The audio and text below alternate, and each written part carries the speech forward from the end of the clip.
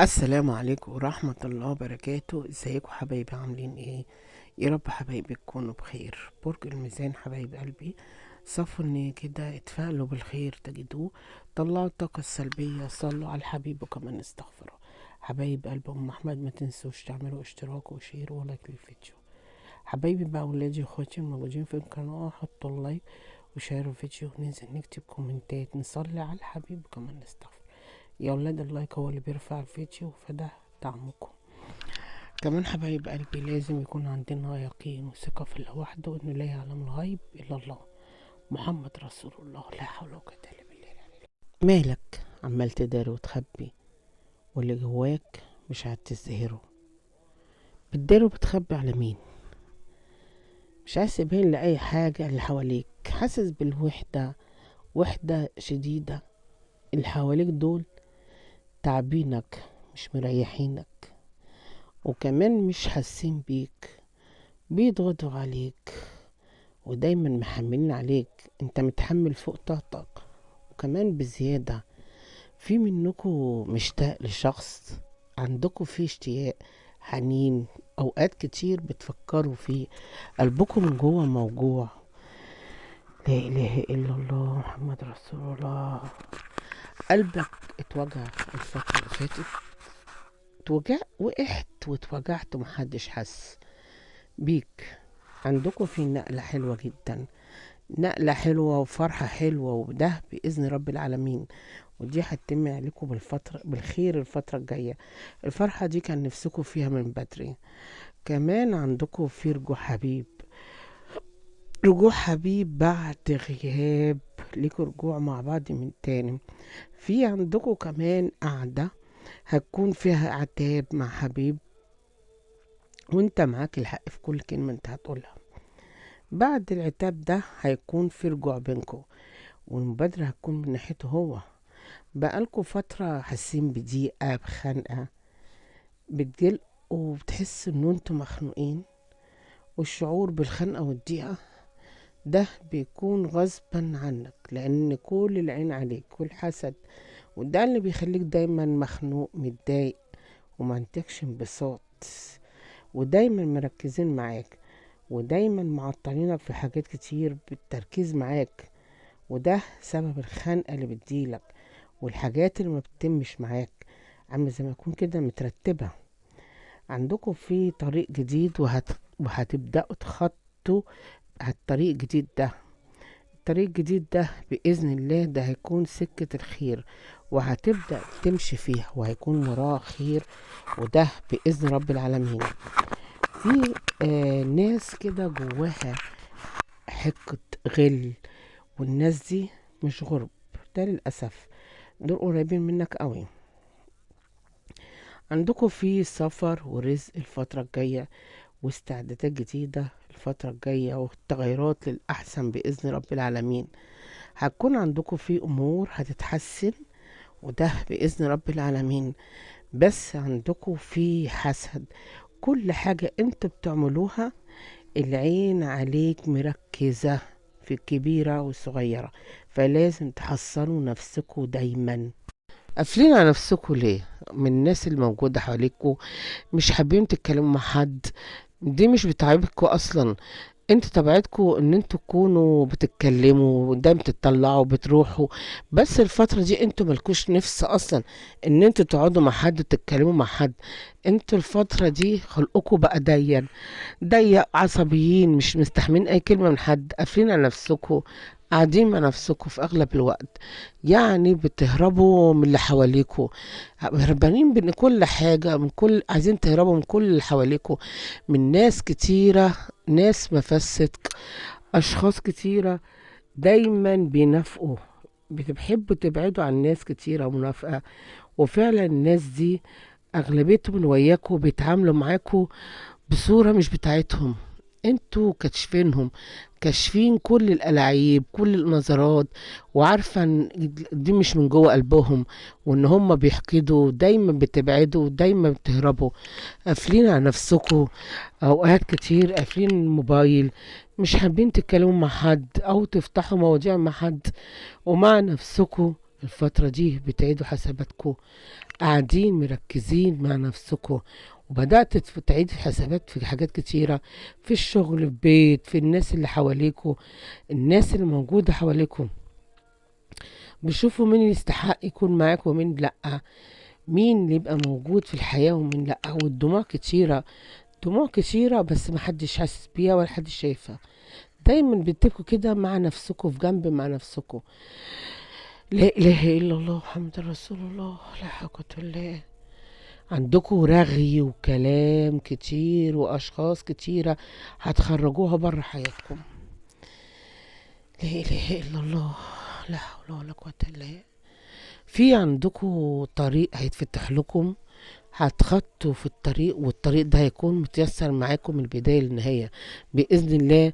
انتوا بتتميزوا الفترة الجاية، هتتألق، هيكون عندكم فيه نجاح.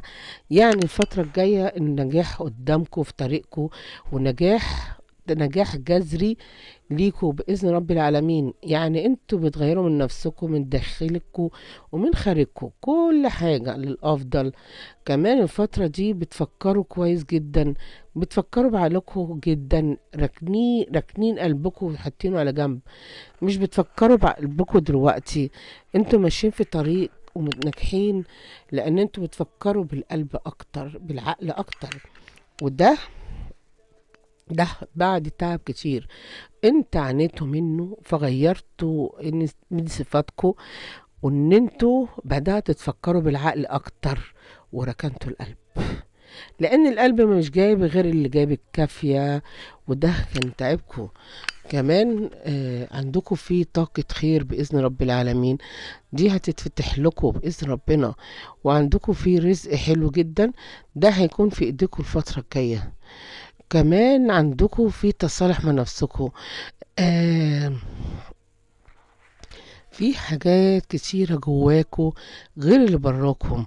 يعني انتوا استحملتوا حاجات كتيرة محدش يستحملها، وصعوبات كتيرة محدش اصلا يكون فيها، لكن انتوا حاطين حاجات كتيرة قدامكم، بتحكوش ولا بتتكلموا غير اللي بيكون باين قدامكم، قدام منظر كده، بس ان اللي قدامك كده ان هو يحسعك، ان يتخدع فيك، ان انتوا حياتكم وردية، مفيش مشاكل، مفيش صعوبات، لان انتوا ما بتحبوش تحكوا عن حياتكم وعن تفاصيل حياتكم، او ما بتحبوش تشيلوا حد الهموم ومشاكلكم. فدايما بتكتبوا اسراركم وقافلين على نفسكم، ما عندكوش ثقة في حد. لا اله الا الله. لان انتوا تعبتوا من الناس المزيفة حياتكم، سكتوا فيهم كتير لكن خذلوكوا. الخذلان السنين اللي فاتت دي لا يعد ولا يحصى. اتخذلتوا بقى من الكل، من اللي مدمكوا، من اقرب الناس ليكوا، حتى الغريب ما رحمكوش، لقيتوش الخير ولا في قريب ولا في غريب. لا اله الا الله محمد رسول الله، لا حول ولا قوة الا بالله. عندكم في حرف الميم والحاء والدال، عندكم تصالح وخير، وقدامكم طريق مفتوح، ونهاية الخير ده في خير. يعني عندكم في خير جايلكم. وعندكم حرف الألف، في حبيب وتصالح معاه، حد بحرف الألف هيصالحكم ويراضيكم، وحد ده حبيب مش غريب. انتوا عاملين زي ما يكون رامين حمولكوا على ربنا، ورامين كل توكلكوا على الله، وبتقولوا يا رب، وان شاء الله ربنا هو اللي هياخد حقكم. وانتوا دايما على لسانكوا كده حسبنا الله ونعم الوكيل، لان انتوا اتأذيتوا كتير، اتأذيتوا من الكل، حتى الحبيب هو كمان اذاكوا، وبالمعاملة بتاعته وبخذلانه، لان انتوا اتخذلتوا قوي، واديتوله فرص كتيرة، وهو ما يستاهلهاش ولا فرصة يستاهلها. لا إله إلا الله محمد رسول الله. في كمان عندكم علاقة حب قوية، وكمان هيكون فيها ارتباط وتعلق شديد. انتوا عندكم شغل الفترة الجاية، مطلوب منكم ان انتوا تعملوا شغل كتير ومسؤولية عليكم الفترة الجاية. مطلوب منكم في وقت قصير كده ان انتوا تنجزوا حاجة، كذا حاجة ان انتوا لازم تعملوها. طبعا انتوا قدها وقدود، لان انتوا يعني زي ما بيقولوا كده قدها وقدود. انتوا بمليون راجل بتحملوا كل شيء، بتحملوا كل الصعوبات ومسؤوليات كتيرة، وكل حاجة انتوا بتحملوها، عندكوا ضغط في عملكوا، لكن انتوا قدها وقدود. كمان في ناس حواليكوا مش رحمينكوا، عايزين بس منكوا بس، ودايما بيستغلوكوا في كل شيء، وانتوا دايما بتدوا زيادة عن اللزوم، بتدوا زيادة عن اللزوم حتى في عملكوا. بتدوا الناس اللي حواليكوا، بتدوا نصايح، وبتدوا من صحتكوا ومن عافيتكوا، وبتدوا اللي حواليكوا حاجات كتيرة قوي بدون ما تاخدوا منهم اي مقابل. فدايما انتوا الدور العطاء عندكوا قوي، التضحية عندكوا قوي بكتير، انتوا بتضحوا اكتر ما بتاخدوا، ما بتلاقوش حد بيديكوا، ما حدش بيضحي عشانكوا. لا رسول الله، السنين اللي فاتت دي انتوا ما اتعلمتوش، لكن اتعلمتوا الفترة ديت. الفترة دي انتوا اتعلمتوا، الشهور دي علمتكوا حاجات كتير، واتفاجأتوا فيها بحاجات كتيرة، وكشفت لكم حاجات كتيرة. انتوا اتعلمتوا في الوقت الحالي، اتعلمتوا صحيح متأخر، بس اتعلمتوا ان في ناس حواليكم ما يستحقوش ابدا التضحية والوقفة جنبهم. خلي بالكوا بقى من البومة الكبيرة دي، مش صغيرة، دي عمالة تلف، ودي سمها وحش وكلامها وحش، ودي مش رحمة، ودايما بترغي وتتكلم عليكم وشغلة بالها عليكم، ودي مش غريبة، ولازم تحذروا منها ومن سمها. هي ناوية انها تخش عندكم، بس الدخول عندكم مش حلوة. هي في الوقت الحالي بعيدة، بس لما هتخش عندكم دخولها مش حلو، يعني سمها وحش، بتفرشوا في كل مكان. كمان انتوا سحلكوا من امرأة، والامرأة دي امرأة خمرية، وشعرها كمان طويل. الشخصية دي وقفت حالكوا، وخلتكوا كده حاسين بإحساس الوحدة، وفرقت بينك وبين حبيبك، وبينك وبين شريك حياتكوا. يعني تعمل لكم سحر من واحدة، الواحدة دي مش غريبة، وكان بينكو تواصل في حاجات كتير، وقريبين من بعض قوي، وهي سبب الخراب ليكو، وسبب الفراق، وسبب الوحدة اللي انتوا حاسين بيها واللي انتوا عايشينها، لان في حاجات ما كملتش، ودايما احساس الوحدة عندكم مسيطر بسبب السحر ده. طبعا مش كلكم عندكم سحر، في بعضكم اللي عنده السحر وعندكم الإحساس إن انتوا حاسين بالوحدة، والحاجة ما بتكملش، والحال واقف، وإن حاجات كتيرة ما بتتمش معاكم. ده غير كمان نفسيا وجسمانيا تعبانين، وتساقط في الشعر، ووجع في المعدة، وإرهاق جسماني كتير، وجع في العظم. مش كلكم طبعا عندكم سحر، اللي عنده الأعراض دي ده بيدل على إن في سحر. لا إله إلا الله محمد رسول الله. الحبيب معاكو بقاله فترة متغير، وعامل زي ما يكون كده عنده برودة عاطفي معاكو، أسلوبه مش حلو. استحملته كتير، واستحملتوا العند، وصدقتوه في حاجات كتيرة، وانتوا متأكدين ان هو بيكذب، بس حاولتوا تكدبوا احساسكم، وتكدبوا حاجات كتيرة انتوا حسيتوها وتصدقوه، وفي الاخر اتضح ان كل حاجة كنت بتحسوا بيها وهو ده كذاب ومخبي. يعني الاحساس كان صح، واحساسكم بيدلكوا، بس كنت بتكذبوا لان انتوا بتحبوا الشخص ده، اديتوله فرص كتيرة وتعبكوا، والعلاقة معاه خدت كل طاقتكم ومجهودكم وصحتكم وعمركم. في منكم عنده علاقة ثلاثية، يعني في واحدة تانية مع الشريك، مع الحبيب، واحدة تانية. في منكم عارفين بالعلاقة دي، في منكم كاشفين أمر العلاقة دي، بس مكمل معاه. هو مهمل الفترة ديت، وشايف العلاقة الثلاثية دي مش هتكمل معاه، وهو هيسيبها الفترة الجاية، لان هيكشف حقيقة الفترة الجاية. الحقيقة ان الشخصية بتاعت مصلحة ان هي مش بتحبه، ولا في اي حاجة اللي هي بتقولها له، ولا رسماه، هي بتتلون في شيء او هي بتثبت له حاجة. دي مش حقيقتها. فالعلاقة الثلاثية مش هتكمل، وهيندم على كل لحظة معاكوا عملها. وانت كنت صاحبة الحق، انت كنت الشخصية الواضحة في حياته، وهو اللي خسرها. خسر بالاسلوب والطريقة وبالتعامل. عندكوا في حاجة هدف، وده هيتم الفترة الجاية. والهدف ده بقاله فترة متعطل. في حاجة تملكوا بعد تعطيل كتيرة، ودي هتفرحكوا جدا تحقيق الحاجة دي. واخيرا كده هتحسوا بالفرحة من قلبكم. كمان انتوا عندكوا محكمة، قضية، مشكلة، وانتوا هتكونوا صاحبة الحق فيها وهتنتصروا فيها. ودي هتكون من مصلحتكم بإذن الله. عاملين زي ما يكون كده بتلفوا في دايرة تعباكوا، نفسكوا تخرجوا منها بأي طريقة، وإن شاء الله تخرجوا منها الفترة الجاية والشهور الجاية. كمان الفترة دي بتقربوا من ربنا، بتقرأوا ورد كتير. في منكم بتقروا سورة البقرة.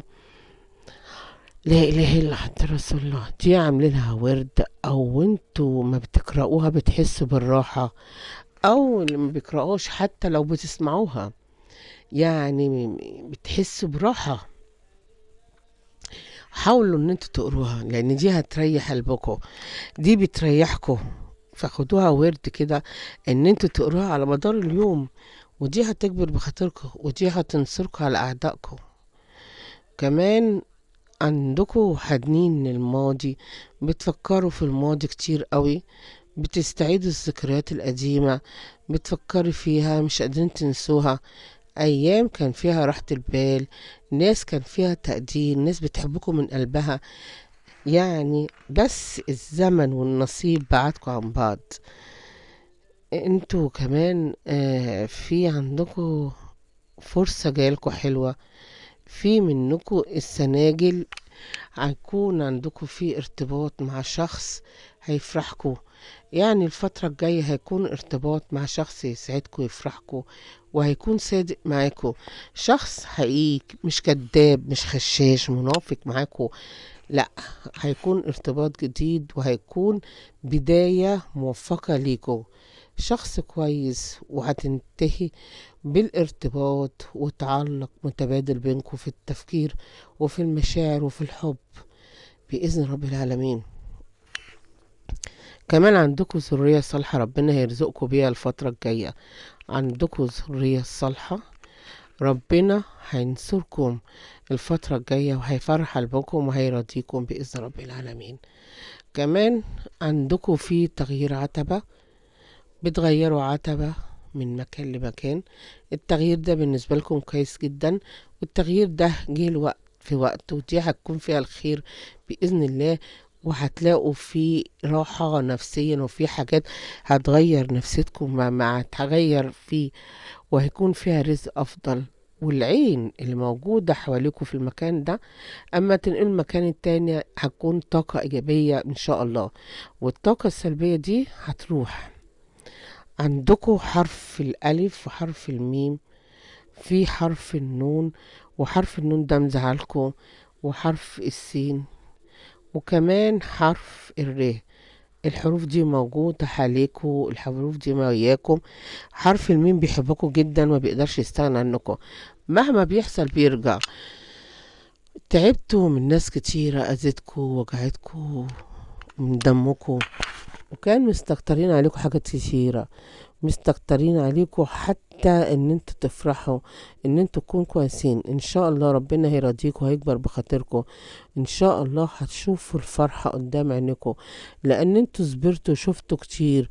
وان شاء الله لو كرم ربنا كبير قوي، وان شاء الله هيكون خير قدامكم، يعني الخير قدامكم وراكم، لان رب العالمين هو اللي بيدي الخير. بس لازم تخلي بالكم من الناس اللي هي طبعا بتخش في الحياة عشان تفسدها. النقلة الجديدة دي هتكون فيها نقلة الخير والسعادة والهنا، بس بخشوا برجلكم يمين، وحاولوا تمسحوا المكان بالمية والملح الخشن. ربنا يسعدكم جميعا يا رب، يجعل السعادة كلها بين ايديك وتحت رجليك وقدام عينيك، اللهم امين يا رب العالمين.